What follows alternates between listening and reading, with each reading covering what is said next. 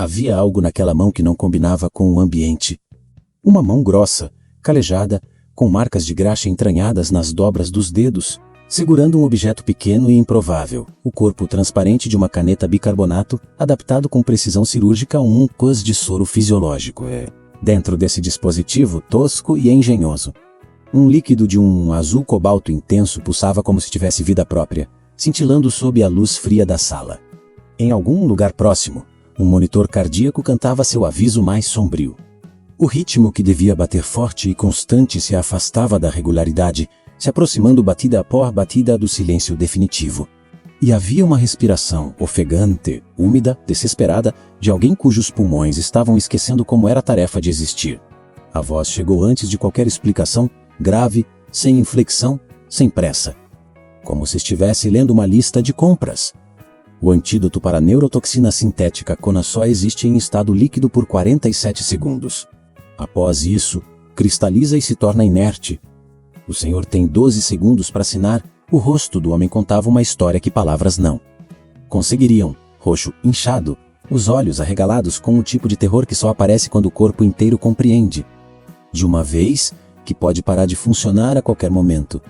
A baba escorria lentamente pelo queixo manchando, gravata italiana descendo pelo lapelo do terno Armani que provavelmente custava mais do que a maioria das pessoas ganha em 6 meses. As mãos tremiam tanto que parecia impossível segurar qualquer coisa. Mas uma caneta Montblanc de ouro foi colocada entre aqueles dedos convulsionando.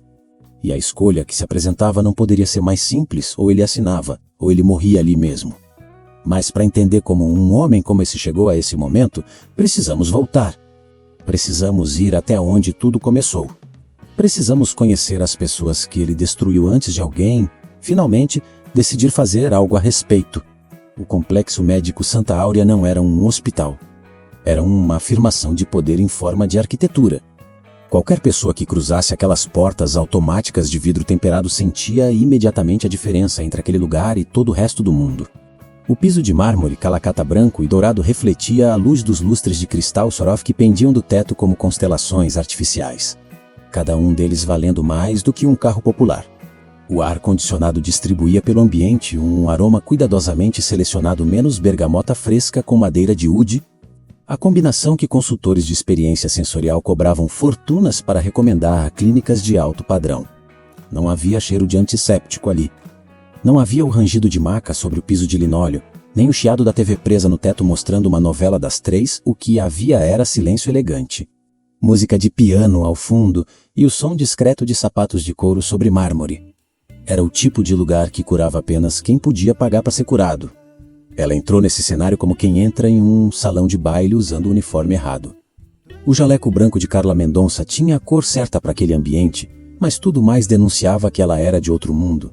A barriga de 6 meses pressionava levemente o tecido na altura do cinto, criando aquela curvatura suave e inconfundível que não pedia desculpa por existir, mas que também não havia sido planejada para o horário de trabalho.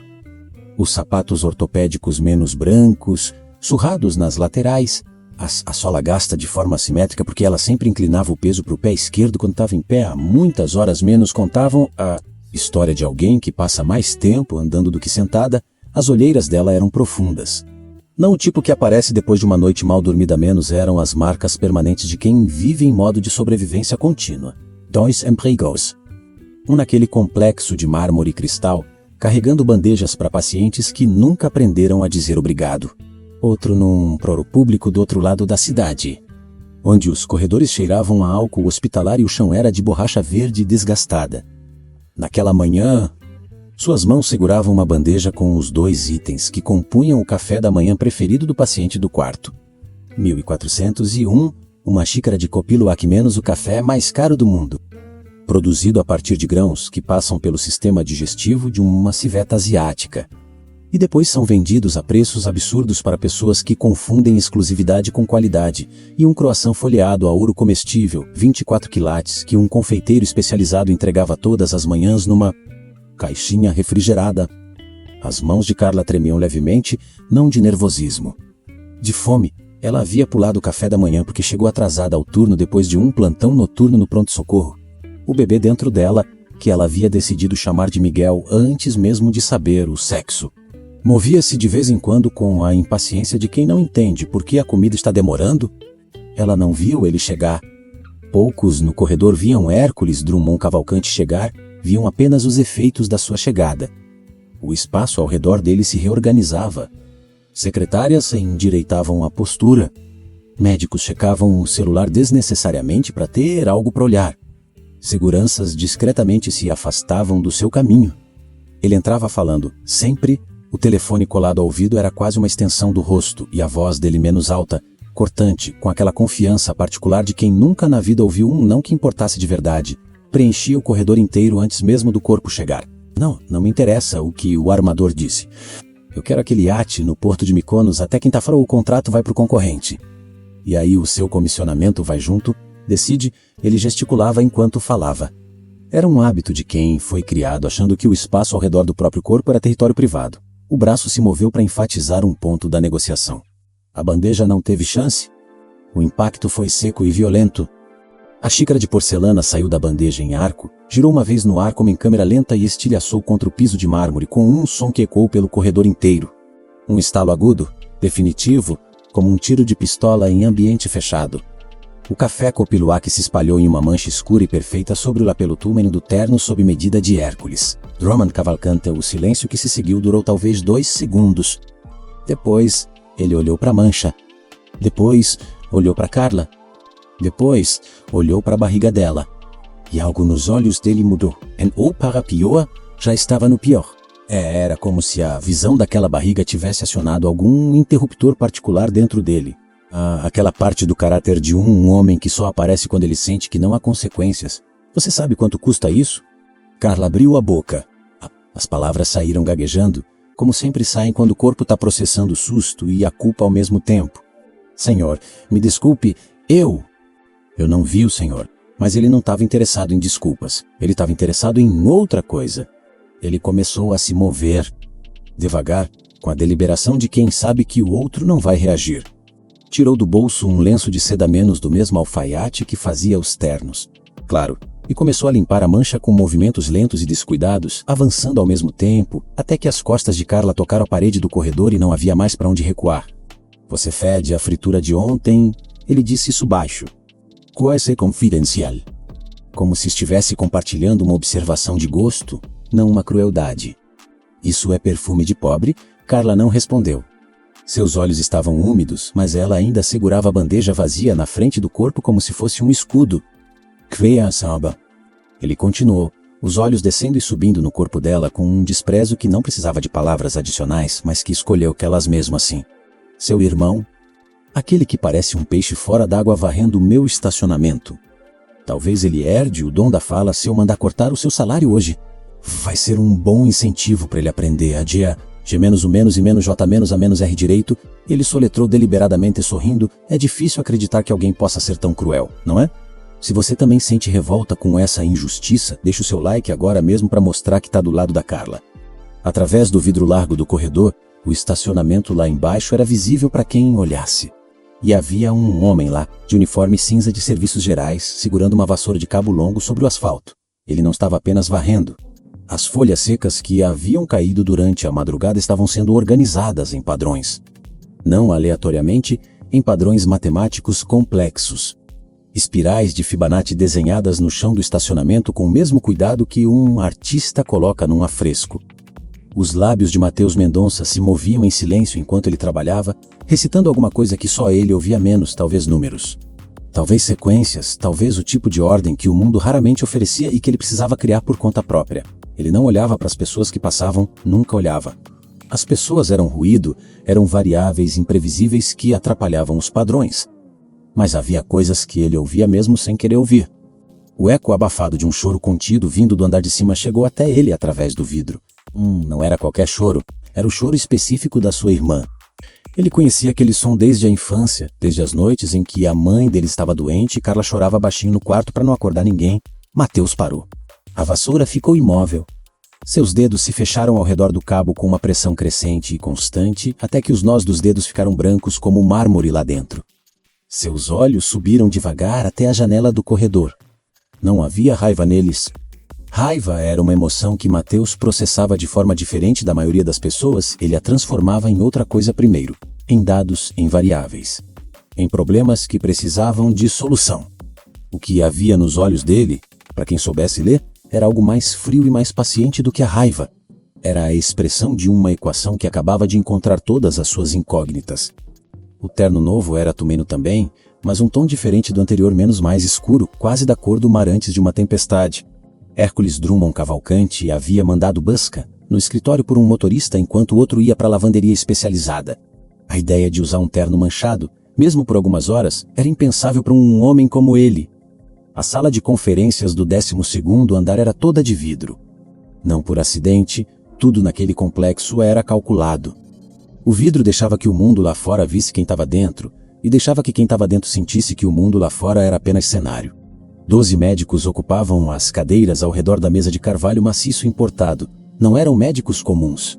Eram os nomes que aparecem em congressos internacionais. Os que têm artigos publicados nas revistas que outros médicos leem para se sentir inferiores.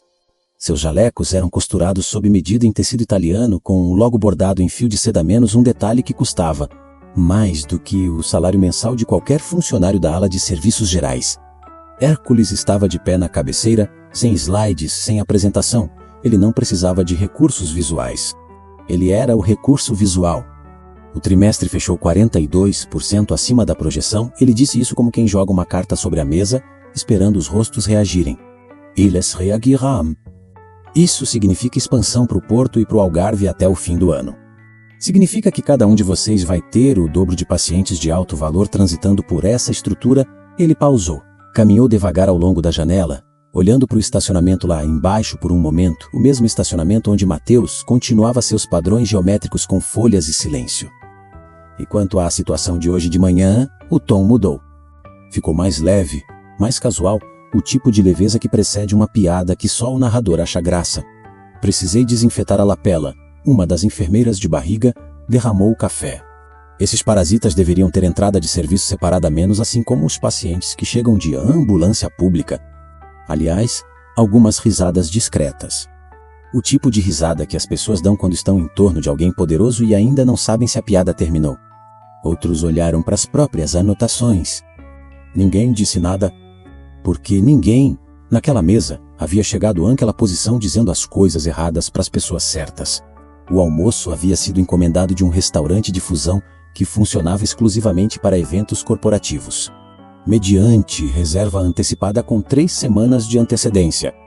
O garçom, menos um jovem de uniforme preto com luvas brancas, entrou na sala com uma bandeja baixa e dispôs as entradas com a precisão de quem foi treinado para isso, tiradito de linguado sobre espuma de limão siciliano, carpaccio de wagyu com trufas negras raladas na hora e no centro, para Hércules especificamente, uma salada de composição única menos folhas exóticas de microverdes, pétalas comestíveis e um molho que brilhava com aquela cor específica de esmeralda que só certas algas do Pacífico Profundo produzem quando processadas a frio. Era uma das especialidades da casa. Servida apenas mediante solicitação prévia, Hércules havia pedido na semana anterior. Ele pegou o garfo sem interromper a conversa que havia retomado com o cardiologista, à sua direita sobre uma aquisição imobiliária em Lisboa. A primeira garfada entrou na boca com a confiança de quem nunca na vida teve razão para suspeitar do que está no próprio prato. Ele mastigou, sorriu, disse algo sobre o molho ser exatamente o que esperava, e então os olhos dele se arregalaram. Não foi uma expressão de dor. A dor viria depois.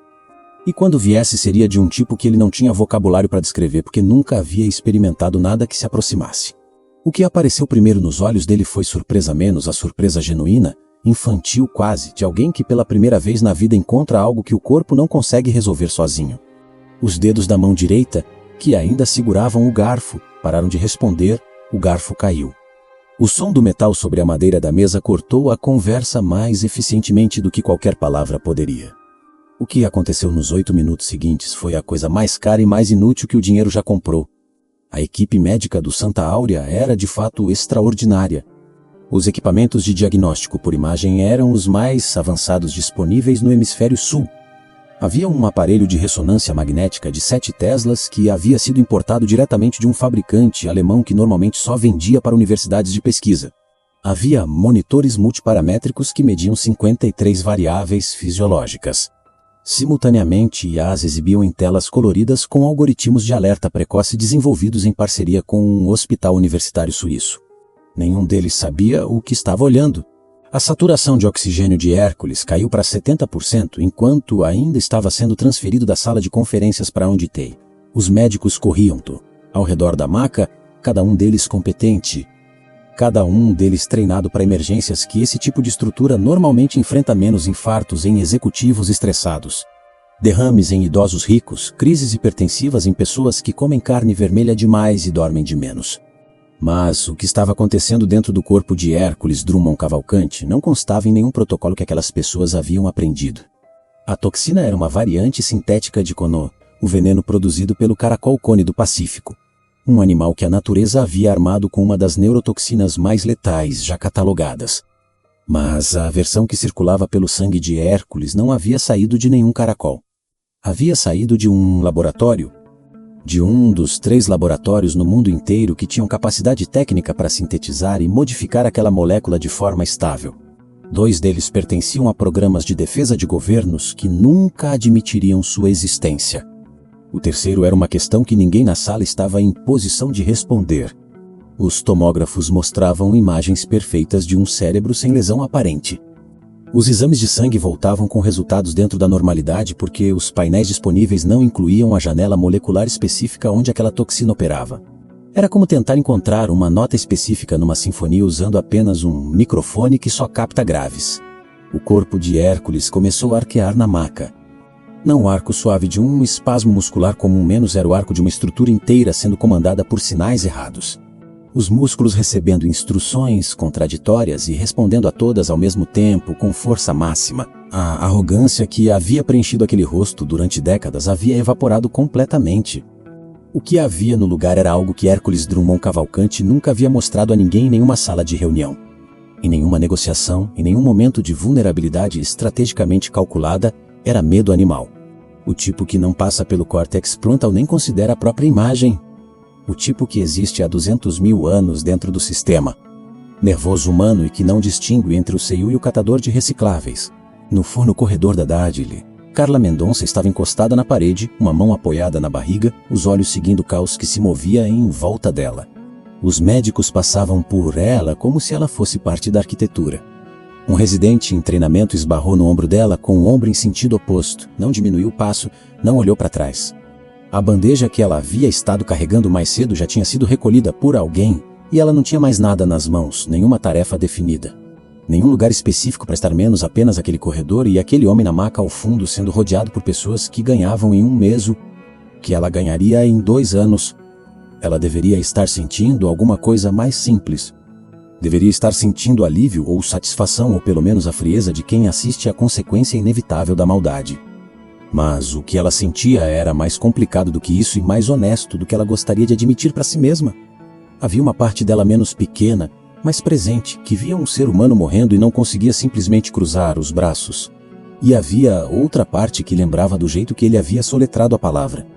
Letra pó, letra sorrindo, a voz chegou de trás dela sem nenhum aviso. Sem nenhuma aproximação audível, menos como se sempre tivesse estado ali. A acetilcolina dele está sendo bloqueada nos receptores nicotínicos.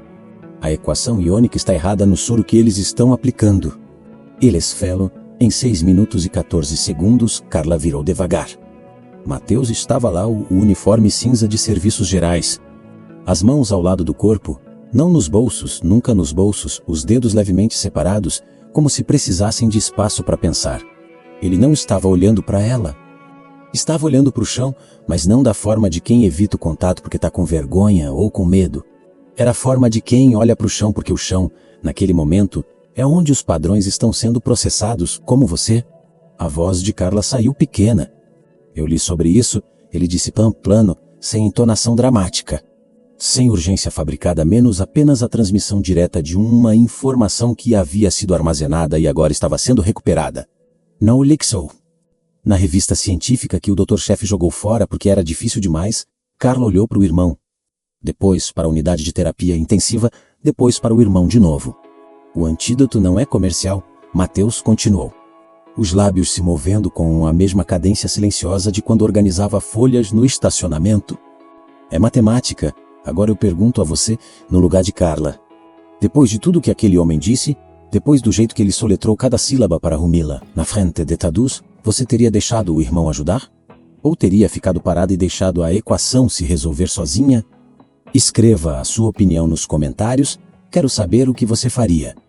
Essa história nos ensina que a inteligência desprezada pelo orgulho dos poderosos pode ser exatamente a única coisa capaz de salvá-los, e que a compaixão verdadeira não escolhe quem merece. Se você gosta de histórias que tocam o coração e fazem pensar, inscreva-se no canal e ative o sininho para fazer parte da nossa família. O corredor da Baitei tinha aquele silêncio específico dos lugares onde as pessoas estão com medo demais para fazer barulho. Carla foi na frente. Mateus caminhava um passo atrás, os olhos no chão, os lábios se movendo. Ela podia ouvi-lo murmurando números, não de forma agitada, não com pressa, com a mesma cadência regular de sempre. Como se o mundo ao redor estivesse operando numa frequência que não o afetava. Ela conhecia aquele murmúrio desde criança. Era o som que ele fazia quando estava trabalhando. Era o som mais reconfortante e mais assustador que ela conhecia, dependendo do contexto. O contexto, agora, era um homem morrendo numa maca do outro lado de uma porta. Rogério Bastos era o chefe de segurança do Santa Áurea há 11 anos. Era o tipo de homem que havia construído a própria identidade em torno de servir fielmente a alguém mais poderoso. E que havia confundido essa fidelidade com uma autoridade própria. Ele era alto, largo, com o pescoço grosso de quem levanta peso por hábito e não por saúde. E tinha o tipo de expressão que algumas pessoas desenvolvem quando passam tempo demais achando que o uniforme é caráter. Ele viu os dois chegando de longe. Deu um passo para o centro do corredor com a naturalidade de quem faz aquilo 10 vezes por dia. Saiam daqui, a voz era baixa mas projetada, calculada para ser ouvida sem ser um grito. Agora se Carla não parou, precisamos entrar. É urgente, lixo, a palavra saiu com uma fluência que indicava uso frequente. Ele olhou para Mateus primeiro, depois para a barriga de Carla. E alguma coisa no rosto dele foi da frieza para o desprezo com a facilidade de quem não vê problema em nenhum dos dois. Ele não precisa de um varredor e uma gorda chorona contaminando o ar.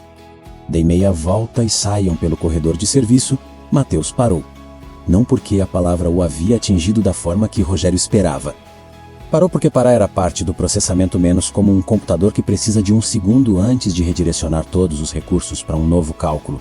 Seus olhos subiram do chão pela primeira e única vez naquele corredor. E por um momento ele olhou para Rogério Bastos com uma expressão que o segurança não soube interpretar porque nunca havia visto aquela expressão específica no rosto humano antes. Não era raiva, não era mágoa. Era a expressão de quem acabou de catalogar uma variável irrelevante e decidiu contorná-la. Vamos, Mateus disse para a irmã, virou e começou a caminhar na direção oposta. Carla olhou para o segurança uma vez mais, depois seguiu o irmão, a mão na barriga, os dentes cerrados. O almoxarifado do estacionamento ficava no subsolo, acessível por uma escada de metal que cheirava a umidade e graxa velha. Era um cubículo de talvez 12 metros quadrados onde se acumulavam as coisas que os outros setores do hospital descartavam, mas ainda não haviam decidido jogar fora definitivamente menos caixas de luvas com a validade vencida, um carrinho de maca com uma roda quebrada, latas de detergente industrial pela metade, um nobreaque de computador que havia parado de funcionar a tempo suficiente para acumular uma camada fina de poeira. Sobre a carcaça preta, numa prateleira de metal enferrujado havia uma bomba de infusão interal, o tipo de equipamento que auxilia na alimentação de pacientes, que não conseguem engolir menos com um painel que mostrava apenas zeros e uma fissura diagonal na carcaça lateral que deixava ver os componentes internos. O cheiro era cloro velho misturado com graxa de motor e algo levemente orgânico que era melhor não investigar. Mateus entrou e começou a se mover. Não de forma frenética. Com a mesma precisão de quem organiza folhas em padrões matemáticos no asfalto. Mas accelerada, como se a cadência habitual tivesse sido multiplicada por um fator urgente sem perder a estrutura.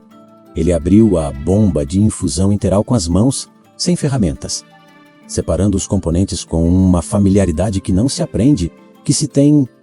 Puxou a bateria do nobreaque da prateleira, testou a voltagem com o dedo úmido e um toque rápido nos terminais, um gesto que fez Carla prender a respiração e assentiu levemente para si mesmo. De uma caixa no canto, entre material de limpeza, ele encontrou uma garrafa de água oxigenada a 10 volumes.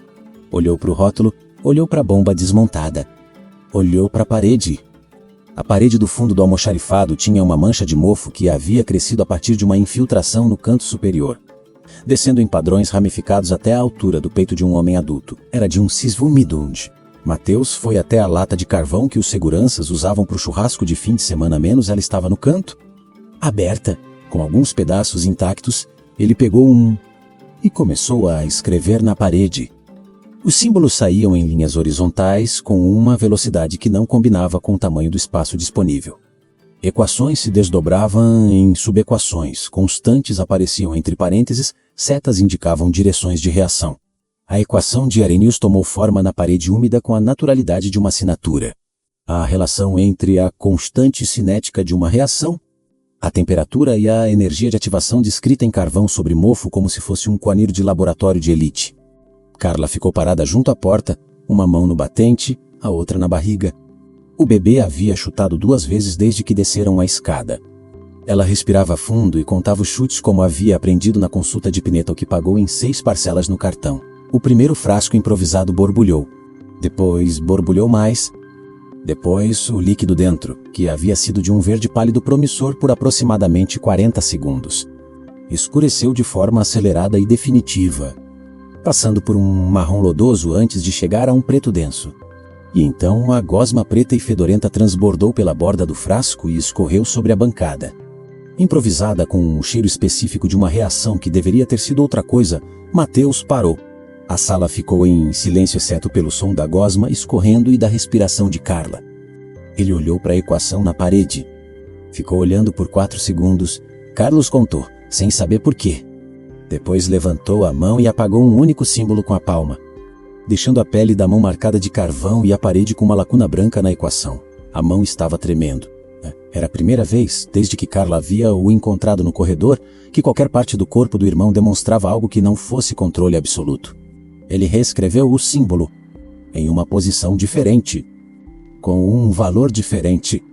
Desculpa, a voz saiu para o espaço à frente dele, não especificamente para ela, mas Carla soube que era para ela. A constante cinética do meio alcalino estava com um desvio padrão de 0,03 por causa da temperatura do concreto. Ele olhou para a parede úmida, para as infiltrações, para o fato de que o almoxarifado do subsolo estava a pelo menos 8 graus abaixo da temperatura que ele havia usado como referência na primeira equação. Eu recalibrei. Agora vai dar certo. Carla olhou para o irmão, para as costas dele curvadas sobre a bancada, para as mãos que trabalhavam com instrumentos que não foram feitos para aquele propósito, para o uniforme cinza de serviços gerais que ele usava há 3 anos naquele complexo sem que nenhuma das 12 pessoas de jaleco, bordado a seda no 12º andar, tivesse se dado ao trabalho de aprender o nome dele. A lágrima desceu antes que ela pudesse decidir sobre ela. Você não é retardado. A voz saiu baixa e firme ao mesmo tempo. Você é o único que vê. Mateus não respondeu. Mas os dedos, por um momento brevíssimo, pararam de se mover. Depois continuaram. O segundo frasco não ficou preto. Ficou azul. Um azul cobalto intenso e cintilante que pulsava sob a luz fraca do almoxarifado como se tivesse luz própria, menos o mesmo azul impossível que Carla havia visto pela primeira vez naquela mão calejada segurando uma seringa improvisada. Numa cena que agora fazia sentido onde antes havia apenas terror e confusão. Mateus transferiu o líquido para o corpo da caneta bicarbonato com movimentos precisos.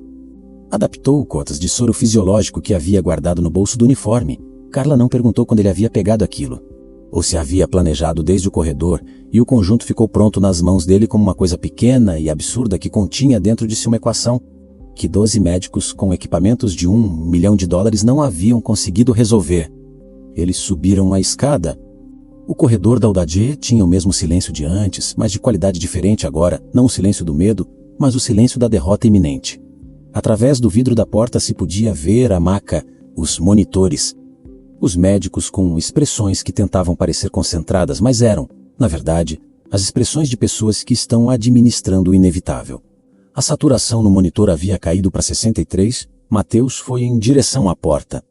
Rogério Bastos estava no mesmo lugar, como se não tivesse saído. como se aquele ponto específico do corredor fosse o centro gravitacional da sua existência. Ele viu os dois chegando, viu o frasco na mão do varredor. Deu um passo à frente com os braços levemente abertos. A linguagem corporal universal de quem vai impedir uma passagem com o próprio corpo se necessário. Mateus não desacelerou. Rogério estendeu a mão para o ombro do uniforme cinza. Carla se jogou entre os dois. Não foi um gesto calculado? Foi o gesto de uma mulher grávida de 6 meses que chegou ao limite de tudo que estava disposta a aceitar naquele dia. Naquele corredor, naquele complexo de mármore que nunca havia tratado como gente, encosta nele, a voz dela não era alta. Era a voz de alguém que passou do medo para outro lugar completamente. Encosta nele e eu digo que você me agrediu grávida. Câmera no corredor, testemunhas ao fundo, barriga de 6 meses. O processo vai comer o seu salário até você virar mendigo. Rogério Bastos ficou parado. Os braços abertos não fecharam, mas também não avançaram. Havia um cálculo acontecendo atrás daqueles olhos, não o tipo de cálculo que Mateus fazia. Não o tipo que envolvia constantes cinéticas e equações de Arrhenius. Mas o cálculo muito mais simples e muito mais humano de alguém que está pesando o que perde se avançar contra o que perde se recuar. Mateus passou por ele sem tocar, sem olhar, sem variar 1 milímetro na trajetória. Empurrou a porta da unidade de tapete com o ombro. E entrou. A porta da UDT bateu contra a parede com um som que fez todos na sala levantarem os olhos ao mesmo tempo. 12 anos de medicina de elite não haviam preparado nenhum daqueles homens e mulheres para o que entrou pela porta. Não porque fosse assustador. Porque era inesperado da forma mais absoluta, menos um homem de uniforme cinza de serviços gerais. Com carvão nas mãos, segurando um dispositivo que parecia saído do lixo de uma aula de ciências do ensino médio. Caminhando em direção à cabeceira da maca com a tranquilidade específica de quem sabe exatamente para onde está indo. Hércules Drummond Cavalcante estava cianótico. O roxo que havia começado no rosto havia descido pelo pescoço e alcançado as extremidades das mãos. Os lábios quase azuis. O terno Armani agora cortado pelas tesouras da equipe de emergência e jogado numa cadeira de canto como se fosse um pano qualquer. O monitor acima da maca mostrava números que os médicos haviam parado de tentar interpretar porque não se encaixavam em nenhum quadro clínico que conheciam. A saturação marcava 58. Mateus não olhou para nenhum dos médicos. Não olhou para os monitores, não olhou para os tubos. Não olhou para o caos organizado de pessoas muito competentes, fazendo as coisas certas para o problema errado. Caminhou diretamente para a cabeceira como se todo o resto da sala fosse mobília. O Dr. Renato Cavalcante, chefe médico do Santa Áurea, presidente da Sociedade Brasileira de Medicina Intensiva por 2 mandatos consecutivos. Autor de 47 artigos publicados em periódicos internacionais, deu um passo à frente com o braço estendido. Espera, quem é você? O que é isso? Mateus parou por exatamente o tempo necessário para processar a pergunta. Depois, sem olhar para o médico, os lábios começaram a se mover. Os números saíram em voz baixa e contínua. Não eram palavras. Era uma sequência menos dígitos em progressão que não seguiam nenhum padrão imediatamente reconhecível. 48 números que Mateus recitou com a fluidez de quem está lendo algo escrito na frente do próprio rosto. Renato Cavalcante ficou parado. A cor foi saindo do rosto dele de forma gradual e visível, como tinta diluída em água. Sua mão, que havia estado estendida para deter Mateus, desceu devagar até ficar pendurada ao lado do corpo. Isso, a voz saiu baixa, quase para si mesmo. Isso é a sequência do genoma da bactéria Shigella oneidensis. Uma pausa. Eu só vi isso no EMIT, ninguém na sala disse nada. Mateus voltou a caminhar. Chegou à cabeceira. Examinou o cateter central com os olhos por talvez 3 segundos menos, avaliando o calibre, o posicionamento, o fluxo do soro que já corria pelo tubo. Depois começou a conectar o dispositivo improvisado com os fios descascados e as mangueirinhas finas que haviam servido num aquário em algum momento anterior da sua existência. A conexão foi feita com a precisão de um relojoeiro, não porque Mateus havia praticado, mas porque a geometria do problema era evidente para ele da forma que a geometria das folhas no estacionamento era evidente. Havia uma configuração correta e todas as outras eram incorretas, e encontrar a configuração correta era apenas uma questão de olhar com atenção. O líquido azul cobalto começou a descer pelo tubo. Numa das cadeiras encostadas à parede lateral, havia uma mulher que não havia participado do caos dos últimos minutos. Dona Sônia tinha 62 anos, 30 dos quais haviam sido passados naquele complexo, primeiro como auxiliar de enfermagem, depois como enfermeira assistente, num percurso que havia atravessado 3 reformas do prédio, 5 trocas de direção clínica e incontáveis histórias que ela havia guardado em silêncio porque havia aprendido. Cedo que certas histórias não têm para quem ser contadas, ela olhou para Mateus. Olhou de um jeito diferente do que todos os outros estavam olhando. Não com surpresa ou incredulidade ou o tipo de avaliação clínica que os médicos aplicavam automaticamente a tudo. Olhou com o reconhecimento lento e pesado de alguém que está encontrando um fragmento de memória que havia guardado num lugar muito fundo. Meu Deus, o sussurro saiu quase sem voz. Ela estava olhando para as mãos de Mateus, para o formato da mandíbula, para o jeito que ele inclinava a cabeça levemente para a direita quando processava. É ele, a enfermeira ao lado dela virou. O que? O filho. Dona Sônia não tirou os olhos de Mateus. O filho que a primeira esposa do magnata teve. Quando o menino tinha 4 anos e eles descobriram que ele era diferente, ela... Parou, ele engoliu, ele o internou num asilo particular no interior, pagou para o nome sair do registro. O menino desapareceu do sistema como se nunca tivesse existido. O silêncio que se seguiu tinha uma textura diferente de todos os silêncios anteriores daquela tarde. Carla, parada junto à porta que havia entrado logo atrás do irmão, olhou para Mateus, para as mãos dele que trabalhavam sobre o cateter de um homem que estava roxo numa maca, para o uniforme cinza que ele havia vestido todas as manhãs por 3 anos para varrer o estacionamento, de um complexo médico que pertencia ao homem que o havia descartado quando tinha 4 anos, o cérebro que havia sido classificado como defeituoso, o filho que havia sido substituído por um registro apagado. O menino que havia aprendido a ler sequências de genoma em revistas científicas tiradas do lixo, porque o lixo era o único lugar que não tinha porteiro para barrá-lo. Agora ele estava ali, conectando fios num cateter, sendo a única equação que se encaixava no problema. A ironia não cabia em palavras. Por isso ninguém tentou calar nenhuma. O líquido azul continuava descendo. Na maca, alguma coisa estava mudando. O arco do corpo de Hércules começou a diminuir, não de uma vez, mas em estágios, como uma tensão sendo liberada mola por mola. A cianose no rosto ainda estava presente, mas a saturação no monitor havia parado de cair. 58. 59. Os médicos olhavam para a tela com a expressão de pessoas que estão vendo. Algo que seus instrumentos registram, mas que suas teorias não conseguem acomodar. Os olhos de Hércules abriram. Não completamente... não com clareza, mas o suficiente para que ele visse o rosto acima dele, o rosto que não olhava de volta, que olhava para o dispositivo e para o monitor e para os números com aquela atenção total que não deixava espaço para mais nada.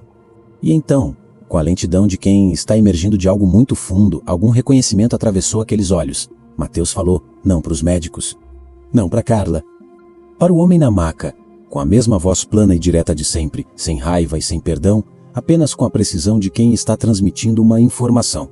Você vai assinar a transferência, o tubo ainda estava em suas mãos. O líquido azul ainda estava descendo, mas havia uma última câmara no dispositivo improvisado menos a câmara final. A dose que completaria a equação ou a deixaria permanentemente incompleta, não para mim. Para o fundo de pensão dos funcionários da limpeza. E para a clínica de parto humanizado que você fechou no passado, Hércules tentou falar. Saiu apenas um som úmido e impreciso. Assine-me. Mateus olhou para ele pela primeira vez. Olho no olho, pela primeira e única vez naquela tarde, talvez pela primeira e única vez em muitos anos. Eu deixo a constante de decaimento alfa agir, não havia ameaça no tom. Havia matemática. E Hércules Drummond Cavalcante, que havia construído 40 anos de poder sobre a incapacidade dos outros de entender as equações que ele controlava, estava finalmente diante de uma equação que não controlava. Diante de um cálculo que alguém mais inteligente do que ele havia feito com materiais de lixo num cubículo que cheirava cloro e graxa. Diante do filho que a havia jogado fora por ser diferente. A caneta Montblanc de ouro foi colocada entre os dedos trêmulos. E pela segunda vez naquela tarde, Hércules Drummond Cavalcante segurou uma caneta sem ter escolha nenhuma que importasse. É difícil acreditar que um homem passe a vida inteira destruindo o que não consegue compreender, não é? Se você também sente que a inteligência ignorada pelo orgulho dos poderosos merece reconhecimento, deixe o seu like agora mesmo para mostrar que está do lado do Mateus. Agora eu pergunto a você, no lugar de Mateus, depois de tudo que aquele homem representou na sua vida, menos depois do asilo, do nome apagado, dos anos de uniforme cinza no estacionamento do próprio pai, você teria salvado? Ou teria ficado parado e deixado a matemática se resolver sozinha? Escreva a sua opinião nos comentários, quero saber o que você faria. Essa história nos ensina que o que o mundo descarta como inútil pode ser exatamente o que o mundo precisa para sobreviver. E que a inteligência não pede licença para existir, mesmo quando alguém passou a vida inteira tentando apagar o seu nome. Se você gosta de histórias que tocam o coração e fazem pensar, inscreva-se no canal e ative o sininho para fazer parte da nossa família. A mão que assinou o documento não era mais a mão de um homem que comprava iates por telefone. Era uma mão que tremia, que zoava, que havia sido rocheada pela toxina e ainda carregava nos dedos a memória física de ter estado a menos de 1 minuto de parar para sempre. O tablet havia sido posicionado por um assistente jurídico que foi chamado às pressas, um homem jovem que claramente não havia sido informado do contexto completo e que mantinha uma expressão de neutralidade profissional com o esforço visível de quem está ignorando muita coisa ao mesmo tempo. Hércules Drummond Cavalcante olhou para a tela. 51%. As ações que representavam o controle real do complexo, das clínicas satélite, dos fundos de investimento em saúde que haviam sido construídos ao longo de 4 décadas de decisões, que nunca precisaram ser justificadas para ninguém. A transferência estava redigida em linguagem jurídica precisa e inapelável. Mateus havia ditado os termos para Carla, que havia os transmitido ao advogado pelo telefone com a voz de quem está lendo de um papel, mesmo que não houvesse nenhum papel. O fundo de pensão dos funcionários da limpeza da dos serviços gerais menos as pessoas que existiam no mesmo complexo que os médicos de jaleco bordado, mas que habitavam uma camada diferente da realidade. A camada dos corredores de serviço e das escadas dos fundos e dos almoxarifados que cheiravam a cloro e graxa. A clínica de parto humanizado que havia sido fechada há 8 meses antes porque os números não justificavam a operação. Os números de alguém que nunca havia precisado de uma clínica de parto humanizado. Que havia nascido num hospital particular com suíte para a família e champanhe no corredor. Hércules olhou para o documento, depois para o teto, depois para as próprias mãos. A caneta desceu sobre a tela. Cada letra do próprio nome saiu lenta, irregular, sem a fluidez arrogante de quem assina contratos de compra de iate sem ler as cláusulas. Eram letras escritas por um homem que entendia, com cada movimento do pulso, o que estava transferindo, não apenas a porcentagem, não apenas o controle formal, mas a versão de si mesmo que havia existido até aquela tarde. A versão que não precisava justificar nada para ninguém. Essa versão estava morrendo ali letra por letra num tablet segurado por um assistente jurídico que mantinha a expressão neutra com esforço crescente. Quando terminou, ele não disse nada, ninguém disse nada. O silêncio tinha o peso específico das coisas que são irreversíveis. Para entender o que viria a seguir, precisamos avançar 3 meses no tempo. A primavera havia chegado ao complexo com a indiferença que as estações têm por tudo que acontece nos prédios AS Arvoras do estacionamento estavam verdes de novo. As folhas novas substituindo as secas que Mateus havia organizado em espirais de Fibonacci durante o outono. O mármore calacata do piso continuava refletindo os lustres de cristal Swarovski. O aroma de bergamota e continuava sendo distribuído pelo ar-condicionado com a pontualidade programada, que nenhuma das mudanças nos andares superiores havia interrompido. Hércules entrou pelo saguão principal com o passo de alguém que está reaprendendo como ocupar um espaço que já foi completamente seu. Ele era membro do conselho agora. O título soava razoável em papéis, soava até importante em certos contextos. Mas quem conhecia a estrutura sabia o que significava na prática, ele era observado. Havia pessoas cujo trabalho incluía saber o que ele decidia antes que ele decidisse. E havia mecanismos jurídicos que transformavam qualquer movimento de grande porte numa negociação que ele já não controlava mais do que os outros lados. Ele passou pelo corredor do 12º andar. A sala envidraçada que havia sido usada para reuniões de conselho. A mesma onde 12 médicos de jaleco sob medida haviam rido discretamente de uma piada sobre parasitas e entradas de serviço separadas, tinha uma configuração diferente agora. As cadeiras em volta da mesa de carvalho ainda estavam lá, mas haviam sido empurradas para as laterais. No centro, havia 3 telas de computador dispostas em arco, e à frente delas havia um homem de jaleco simples. Branco, sem bordado, sem logo, sem nenhum dos marcadores de hierarquia que aquele ambiente havia sido construído para comunicar. Mateus não estava olhando para as telas. Estava olhando para um ponto levemente à esquerda delas, onde o ar não tinha nada de especial. mas onde aparentemente havia algo que precisava ser processado antes que a próxima sequência de números pudesse ser inserida. Seus lábios se moviam no silêncio habitual. Seus dedos repousavam sobre o teclado sem pressa. A sala estava resolvendo em tempo real a otimização do uso de insumos do complexo inteiro, calculando os pontos de desperdício nas cadeias de distribuição de medicamentos, identificando padrões de consumo que nenhum dos gestores anteriores havia conseguido enxergar porque gestores anteriores não liam sequências de genoma em revistas tiradas do lixo nem organizavam folhas em espirais matemáticas no asfalto do estacionamento.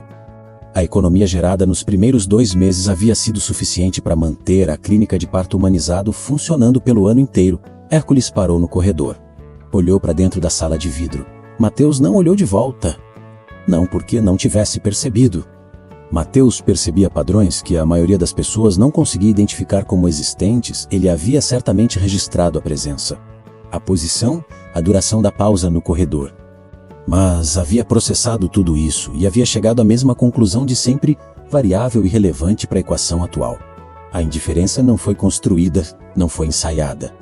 Era simplesmente o estado natural de alguém que havia decidido, em algum momento que provavelmente não tinha data nem drama, que certas variáveis não mereciam espaço nos cálculos.